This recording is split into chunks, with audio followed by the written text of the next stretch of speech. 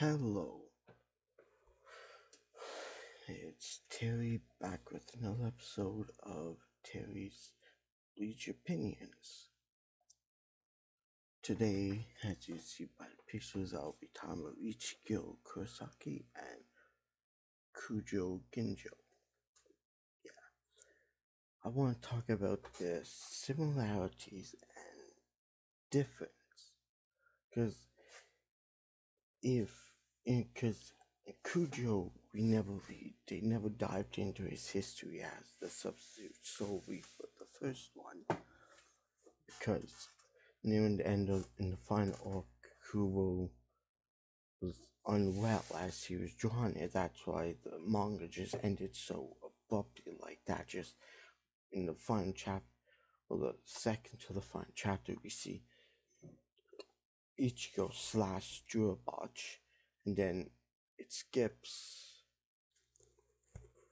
I don't know how many years later, and everything's fine, and there's a whole mystery of like the soul what happened after Jurabotch or slash he became the Soul King of society and all that shit destroyed and all that. But then we had there was those light novels that some guy wrote that kind of explains what happened afterwards, but since Taikubo was not the one who started the writing process and had some, and Taikubo, I believe, illustrated and may have said this and that's it.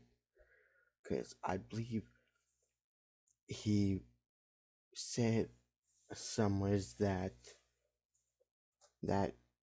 Kujo Ginjo was like Ichigo had a soul reaper father.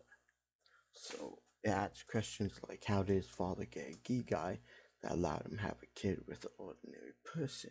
Because if his father, and so yeah, like we understand about Ichigo's situation. So Kujo's it adds father, father or mother. We don't know which one it was solely, but I personally don't see Kujo because when Kujo was active as a substitute soul reaper, we knew for the fact that Aizen was still active, and Aizen's Tokyo Kasugetsu allows for absolute hypnosis, so he could literally make everyone put a scenario that shows Kujo doing this, and he never did it, and it was a complete trick.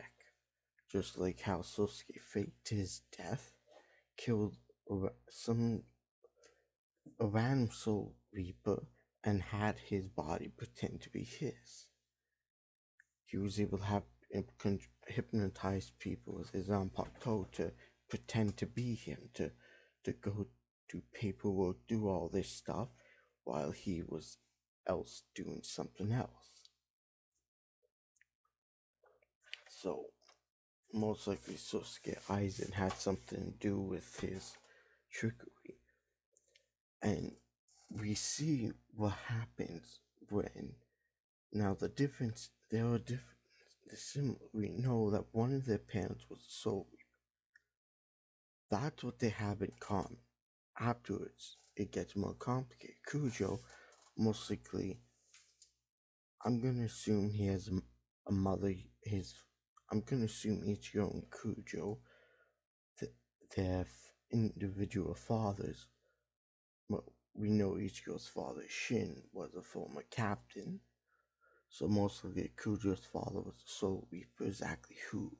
Don't know. And we don't know how old Kujo Ginjo is. He could be 50, he could be 100. We really have no idea how old he is. He is at this point. And, uh, anyways, their fathers are soul reapers. And there were two different soul reapers. But Ichigo's mother, as we learn in the final arc of the manga, that will be revealed in the final anime, anime chapter of Thousand Year Blood Walk is that his mother was a Quincy infected by white, as I said in previous ability. And so Ichigo was born. He had potential to be a Fullbringer.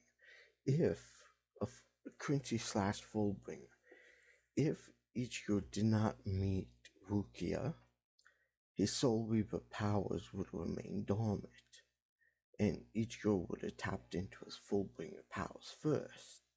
Maybe his Quincy powers, most like his Fullbringer powers. And Kujo, as we know, most likely activated his Fullbringer's powers first. But Kujo's mother was most likely a full human while she was playing with Kujo. She became a survivor of a hollow attack and had residual hollow reishi flowed into her and into her son, therefore making him a Fullbringer.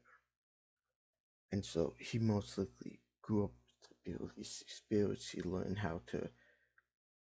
Someone probably trained him how to be a Fullbringer, but then something happened causing him to get kicked out of his body, or something. Or he met a Soul Reaper, and that Soul Reaper helped Kujo. Like, that Soul Reaper could have been on a deathbed, and that Soul Reaper helped Kujo, because it was mentioned he became a Soul Reaper. I believe it was mentioned that he became a Soul Reaper the same way Ichigo did by a Soul Reaper getting power. That what allowed him to tap into awaken his power. So that was how Kujo gained his powers, fought as a Soul Reaper. Then he is framed, because in the light novel series, it was revealed that he was framed. Framed not by Sosuke Aizen, but by a noble. And so I'm pretty sure all the crimes that he was being blamed for were erased. So, and it makes sense that he was framed, because Ukitake doesn't look like the type who would want to track someone down. So someone else was probably doing that. Or for Ichigo's case, it was probably the science division. So yeah. Because I do know Kujo is like Ichigo, but the difference is Ichigo has the Quincy manifestation in him, or Manzan gets, who suppressed his powers. Like Kujo probably didn't have a Zanpakuto when he became a Soul Reaper, or if he did, and he might have used the Zanpakuto of the Soul Reaper that passed away. If the Soul Reaper that he encountered had an Osuchi, but the Osuchi did not yet awaken as Bankai. We don't know exactly who he met. He could have met his own father, who awoke in his Soul Reaper path. Who knows? Because in this part, after he awakens, when Kujo awakens the full bring clad type powers that he took from Ichigo, like the ginormous sword he has, I believe that's a sword. Either that's just his full bringer sword, and he doesn't have his Zanpakuto with him, or it's a fusion of both his Zanpakuto and his full bringer sword. Because we never see him in Shihakuso, so it's quite possible that if he gained the powers the same way that Ichigo did, it's quite possible he could have been attacked and had those soul chain type of power sources. And when Byakuya slashed Ichigo when they first met, all the reishi that Ichigo gained from Rukia flowed out of him, and he became a human again. Then how it helped him awaken is so most likely Cujo lost a soul reaper power that he got from whoever, and Cujo eventually just had his full bringer powers, and that's how come we only seen him using his full bringer powers, because his soul reaper powers are still locked away. So it's quite possible he never had an actual Zanpakuto. On here we see him use Bankai, but we never saw him use Shikai. But it's quite possible this can be his Zanpakuto and Fullbringer sword fused together. So yeah.